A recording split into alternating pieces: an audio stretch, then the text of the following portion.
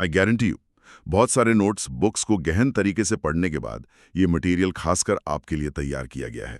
चलिए शुरू करते हैं। भूगोल हमेशा चौंकाता है। मतलब क्या आप जानते हैं कि भारत की कौन सी नदी कर्क रेखा या ट्रॉपिक ऑफ कैंसर को 2 बार काटती है? हाँ, और किस नदी को उसके भारी पोल्यूशन के कारण जैविक मरुस्थल यानी बायोलॉजिकल डेजर्ट कहा जाता है? ये ऐसे क्वेश्चंस हैं जो एग्जाम में सीधे आते हैं। बिल्कुल आते हैं। और आज के इस डीप डाइव का जो मिशन है वो यही है। आज हम इन हाई डेफिनेशन मैप्स और नोट्स के जरिए ना सिर्फ इन नदियों के उद्गम यानी ओरिजिन को ट्रैक करेंगे, बल्कि उनके रास्ते और एग्जाम में आने वाले ट्रैप्स को हमेशा के लिए डिकोड करेंगे। एग्जैक्टली।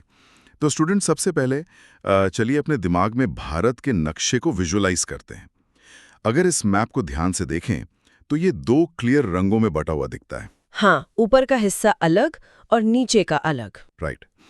ऊपर की तरफ हमारा बर्फीला हिमालय है, जहां से सिंधु, गंगा और ब्रह्मपुत्र जैसी बड़ी नदियां निकलती हैं। इसको हिमालयन ड्रेनेज सिस्टम कहते हैं। और दूसरा हिस्सा? और अगर नीचे आएं तो वो हमारा प्रायद्वीपीय अपवाह तंत्र है, यानी पेनिनसुलर सिस्टम, जिसमें नर्मदा, ताप्ती, गोदावरी आती हैं। सही कहा आपने। और यहीं पर एग्जामिनर स्टूडेंट्स के लिए अपना सबसे बड़ा ट्रैप बिछाता है, एस्चुरी वर्सेस डेल्टा का ट्रैप। ओह हाँ, ये तो बहुत कंफ्यूजिंग होता है। गए सैटेलाइट विजुअल को ध्यान से देखें। नर्मदा और ताप्ती नदियां एस्चुरी यानी ज्वारनद मुख बनाती हैं। मैप में आप एक सिंगल नीली रेखा देख सकते हैं जो बिना बटते सीधे अरब सागर के खारे पानी में जा रही है। मतलब नदी बिना किसी रुकावट के सीधे समुद्र में मिल गई। बिल्कुल।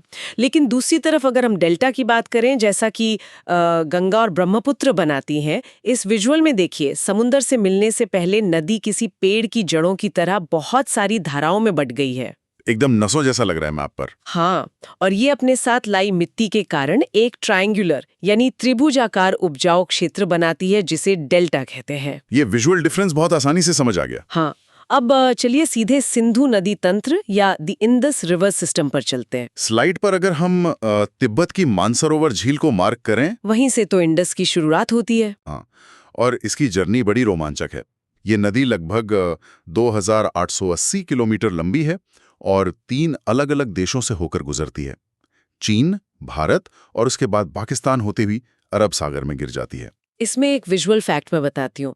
मैप में भारत का जो लेह शहर है, ध्यान दीजिए, वो सिंधु नदी के ठीक दाहिने तट पर है, यानी राइट बैंक पर स्थित है। ये एग्जाम में कई बार पूछा गया है। Point noted. और अब इसकी सहायक नदियों की बात करते हैं, जिसे पंचनाद कहते हैं। सबसे पहले आती है चिनाब, जो कि सबसे बड़ी सहायक नदी है, राइट? एकदम सही। ये हिमाचल के केपाराबारा लाचा दर्रे से निकलती है और वहां इसको चंद्रभागा भी कहा जाता है। इसके ठीक नीचे कश्मीर की बेरीना घाटी से झेलम निकलती है। और झेलम का मैप ट्रैक करना बहुत इंटरेस्टिंग है। स्लाइड में देखिए कैसे ये 170 किलोमीटर तक भारत और पाकिस्तान की अंतर्राष्ट्रीय सीमा बनाती है, एक नेचुरल बॉर्डर की तरह। वाह! उसके बाद रोहतांग दर्रे से रवि और व्यास निकलती हैं और तिब्बत के राक्षस ताल से सतलुज नदी आती है। यहाँ पर एक एग्जाम पॉइंट है स्टूडेंट्स के लिए। व्यास नदी पंजाब के हरिके नाम की जगह पर सतलुज से मिल जाती है और यही वो जगह है जहाँ से देश की सबसे लंबी नहर निकलती है, Indira Gandhi canal. Exactly. 470 kilometre लंबी ये नहर राजस्थान के सूखे रेगिस्तान तक पानी पहुंचाती है। और इन नदियों का पानी तो 1960 के सिंधु जल समझौते के तहत बटा गया था ना? हाँ, इंडस वाटर ट्रीटी, जिसमें डिसाइड हुआ कि पूर्वी नदियां यानी व्यास, रावी और सतलुज पर भारत का नियंत्रण होगा और पश्चिमी नदियां यानी सिंधु, चिनाब और झेलम पाकिस्तान के नियंत्रण में रहेंगी। ई डिवीजन बहुत क्लियर है मैप पर। चलिए अब हिमालय से निकलने वाले सबसे बड़े तंत्र यानी गंगा रिवर सिस्टम की तरफ आते हैं। इसका उद्गम किसी सिनेमैटिक सीन जैसा लगता है। बिल्कुल। मैप में देखिए, एक तरफ गंगोत्री और दूसरी तरफ संतोपंथ हिमानी। हाँ, अलकनंदा और भागीरथी आती हैं और देवप्रयाग में मिलकर फाइनली गंगा कहलाती हैं। और रास्ते में कर्णप्रयाग में पिंडर नदी मिलती है और रुद्रप्रयाग में मंदाकिनी। स्टूडेंट्स को ये याद रखना चाहिए कि केदारनाथ मंदिर मंदाकिनी के तट पर है और बद्रीनाथ अलकनंदा के तट पर। बहुत सुंदर। और गंगा की टोटल लंबाई 2525 किलोमीटर है। जिसमें से भारत में इसका सफर 2071 किलोमीटर का है। अब इसकी सहायक नदियों पर आते हैं। दाएं तट यानी राइट बैंक की सबसे बड़ी नदी है यमुना। जिसकी लंबाई 1376 किलोमीटर है। राइट, और इसका प्राचीन नाम कालिंदी था। ये प्रयागराज में गंगा से मिलती है। यमुना की भी सहायक नदियां हैं, जैसे इंदौर के जानापाव से निकलने वाली चंबल और बेतवा नदी। बेतवा वही है ना, जिसके किनारे सांची का स्तूप स्थित है। देखिए, मैं इनको एक 3D दीवार यानी वाटर डिवाइड की तरह विजुलाइज कराना चाहती हूँ। अच्छा, तो ये दीवार सोन और यमुना के पानी को आपस में मिलने से रोकती है? एग्जैक्टली, ये दोनों नदियों को अलग रखती है। अब लेफ्ट बैंक की नदियों के कुछ की फैक्ट्स देखते हैं। सबसे पहले गोमती, जो कि पीलीभीत के गोमत ताल से निकलती है।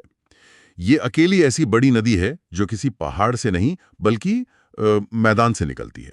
फिर आती है कोशी, जिसे बिहार का शोक कहा जाता है अपनी बाढ़ के कारण, और दामोदर नदी जो छोटा नागपुर पठार से आती है। अरे हाँ, यही तो हमारे इंट्रो के हुक क्वेश्चन का जवाब है। बिल्कुल, दामोदर नदी को भारी इंडस्ट्रियल पोल्यूशन के कारण जैविक मरुस्थल या बायोलॉजिकल डेजर्ट कहा जाता है। इससे पहले बंगाल का अभिशाप भी कहते थे।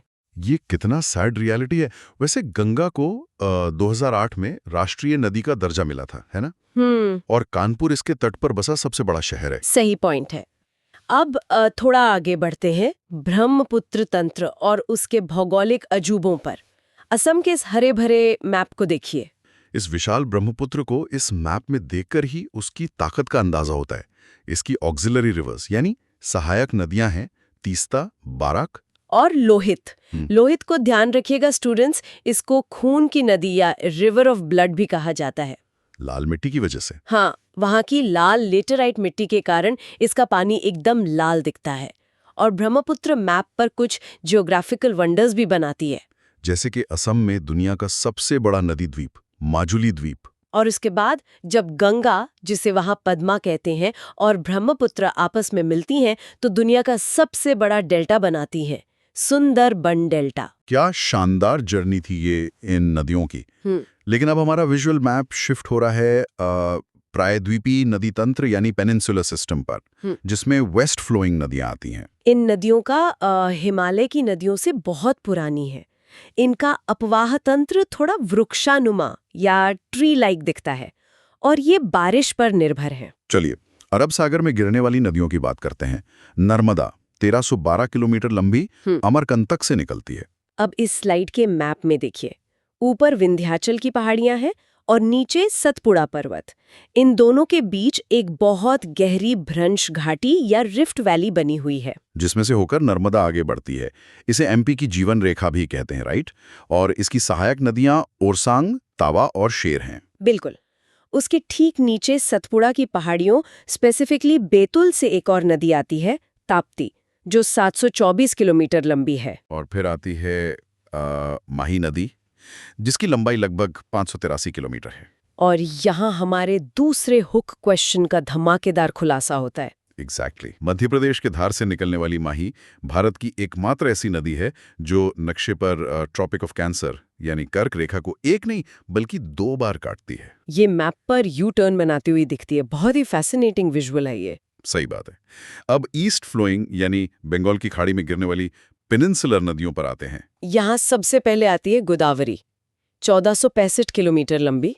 ये प्रायद्वीपीय भारत की सबसे लंबी नदी है, जो महाराष्ट्र के नासिक में त्रयंबकेश्वर से निकलती है। पेंगंगा, इंद्रावती और प्राणहिता इसकी इंपॉर्टेंट ट्रिब्यूटरीज हैं। उसके बाद कृष्णा नदी, जो महाबलेश्वर से निकलकर 1400 किलोमीटर तक बहती है। और इसकी सहायक नदियां तुंगाभद्रा, कोयना और भीमा है। कृष्णा नदी को लेकर 1957 से एक जल विवाद या वाटर डिस्प्यूट भी चल रहा है। आंध्र प्रदेश, कर्नाटक और महाराष्ट्र के बीच, है ना? बिल्कुल। इन सबको अपने स्टेट्स के लिए पानी चाहिए होता है। नेक्स्ट है महानदी, 851 किलोमीटर, छत्तीसगढ़ के सिहावा से निकलती है। तेल और जोंक इसकी सहायक नदियां हैं। और दक्षिण की तरफ बढ़ें तो कावेरी नदी 800 किलोमीटर, ये कर्नाटका के ब्रह्मगिरी से आती है। और यहाँ एग्जाम पॉइंट ये है कि इसे दक्षिण भारत की गंगा कहा जाता है। सही कहा। अब जल्दी से मैप पर कुछ और इम्पोर्टेंट रिवर्स लोकेट कर लेते हैं, जैसे स्वर्ण रेखा। हाँ, जमशेदपुर शहर इसी के तट पर बसा है। फिर है लूनी नदी, जो राजस्थान से आती है और गुजरात के कच्छ के रन में आकर विलुप्त हो जाती है। इसे सॉल्ट रिवर भी कहते हैं क्योंकि ये समुंदर तक पहुंच ही नहीं पाती। उसके अलावा काला पानी से निकलने वाली काली नदी जो भारत और नेपाल की इंटरनेशनल बॉर्डर बनाती है। और आखिर में पेन्नार नदी 970 किलोमीटर लंबी जो नंदीदुर्ग पहाड़ी से निकलती है। तो चलिए आज के इस डीप डाइव का जल्दी से एक रिकैप कर लेते हैं। आज हमने देखा कि हिमालयन नदियां ग्लेशियर से निकलती हैं, बड़े डेल्टा बनाती हैं और सदाबहार होती हैं। जबकि पेनिनसुलर नदियां पुरानी हैं, बारिश पर निर्भर हैं और भ्रंश घाटी से निकलती हैं। ज्योग्राफी दोस्तों पूरी तरह से लॉजिकल सब्जेक्ट है। ओरिजिन ट्रैक करो, पाथ ट्रेस करो और ट्रिब्यूटरीज मार्क करो, बस इतना सा फॉर्मूला है। एकदम परफेक्टली सम अप किया। तो स्टूडेंट्स, सेशन के बिगिनिंग में जो 2 हुक क्वेश्चंस हमने पूछे थे कि कौन सी नदी कर्क रेखा को 2 बार काटती है और किस नदी को जैविक मरुस्थल कहते हैं, वो दोनों हमने डिटेल में एनालाइज कर लिए हैं। दोनों सवालों के जवाब लिखिए। हाँ, हम देखना चाहते हैं कि कितने